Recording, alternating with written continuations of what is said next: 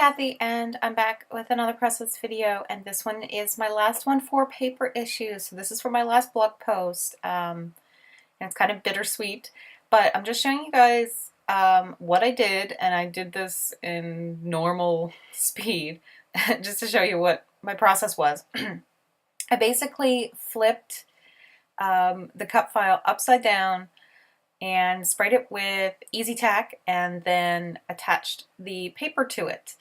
And don't do it the way that I did, and I'll explain the way not to do it, which was to put a bunch of newspaper down, which is actually a good idea. So I put a bunch of newspaper down, put my cut file down, upside down, sprayed it, and then turned my paper the way that I wanted it and just stuck it right to it. That's not the way to do it, because then then your paper also sticks to all the newspaper around it that got sprayed with the sticky tack. This is my first time using sticky tack, so I'm not used to it for using it for cut files. So I've learned my lesson to just pick up the cut file and then stick it on the paper, and that way it saves me from trying to unstick my background paper from a bunch of newspaper. Anyway, it still worked, and then I cut it all out, and it's fine. The mint paper for the cut file, which is called the Rings of Life Family Tree cut file from the Paper Issues cut file shop, like part of their shop, which is free. I think I just said that. Free.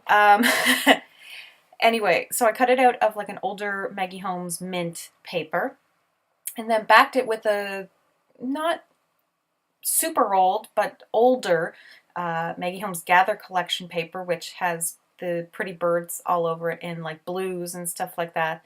And I love that kind of olivey green, kind of yellow, kind of green mixture. And it's backed on a very, very light pink. And it's so light pink that it almost does not come across in pictures and video that it's actually pink and not white. But anyway, so backed that all up. I'm not going to pop any of this up on foam or anything like that. I could have. I just didn't bother. The background paper is just an old one that I've got that I had kicking around from my mind's eye, and I just wanted something that was like a brown wood grain, and I just didn't have anything on hand, though I know that there are quite a few collections now in the shop that are kind of autumn themed that would work really well with this type of idea. Any wood grain would work really well with this. I have a lot of light ones, and I'm kind of hoarding them. I hoard my wood grain papers because I do really love them. So anyway, I'm looking through the Maggie Holmes Gather collection ephemera that I have, and I also have some Dear Lizzie stuff mixed in, but for the most part, I'm going to stick with Maggie Holmes stuff, ephemera-wise. I love that mint rose, so I'm going to use it. I think there were like two, and anyway, I've used one. This is the last one I have. This is from, that little love is from the Kiss Kiss. It's an older crepe paper collection, but it was still in the shop, so I bought it. Just those little kind of different embellishment pieces. I guess you could call them like layered or three-dimensional ones. I love those. I love those leaves. That's why I still have them. I haven't used them because I don't want to. I'm scared to use them because I like them so much. And I still don't use them. I don't end up using them, just as a heads up. I guess I'm going to save them for yet another autumn-inspired layout. But I could have, and they did look really cute behind that. And I am going to go crazy on where I'm going to put everything. And I'm going to cut a lot of that out, guys, because you did not need to see it. It was sad. I think I had to go to bed and come back the next day. It was just that bad. Or I had to leave it for a little bit. Anyway, so I do eventually decide to put it down there on the bottom, and in the end, I'm yawning. I'm still not sure if that was the right place to put it. So the deer sticker and the one that says "Love is all you need" is, I believe, from Maggie Holmes' maybe it was from Open Book. sticker. So it's a little bit old, but the great thing about her collections is they all can kind of combine together. I know she keeps that in mind when she's working with people and designing. That 4 is also Maggie Holmes Gather was the chipboard, I believe. Those cork hearts are from Pink Paisley. I believe it was the C'est La Vie collection. I just wanted to use that 4 because of the yellow color, for one, and 2 because this was like our first fall picture when we were a family of 4. Now we're a family of 5. Yikes. I didn't say that in a good way. I like that love being up there. I kind of wish I'd left that. I don't, obviously, because I'm wishing I had left it up there. I do not leave that up there. I take it down to the bottom. It would have worked in both places. Kind of liked it down there. But I'm just basically trying to, that's from the Wonder collection, and it was cute, but I thought I was getting a little overboard with the embellishing at that point. I know, which is a really weird statement for me to make, that I would be overboard on embellishing. So those are Pink Fresh Studio, Indigo Hills, hearts that I have had kicking around as well. I am really trying to use up some stuff.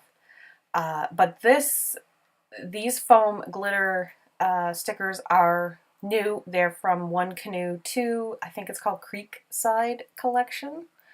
And they are adorable. They're kind of more of a champagne gold. And I really do struggle with where I'm going to put them. And I finally eventually put them on the side. And I like how this turned out. And I don't know about you, but I can see where the lucky part almost looks like it fits perfectly into all the little jutted parts of that cut file. And it's really weird, and it's not meant to do that, but it just kind of looks like it does. So I think that's adorable. So I'm going to scatter some hearts around, but that's kind of, I think that's the reason why I took that love embellishment and eventually move it down, is because I put the title going around. So it just didn't look quite right.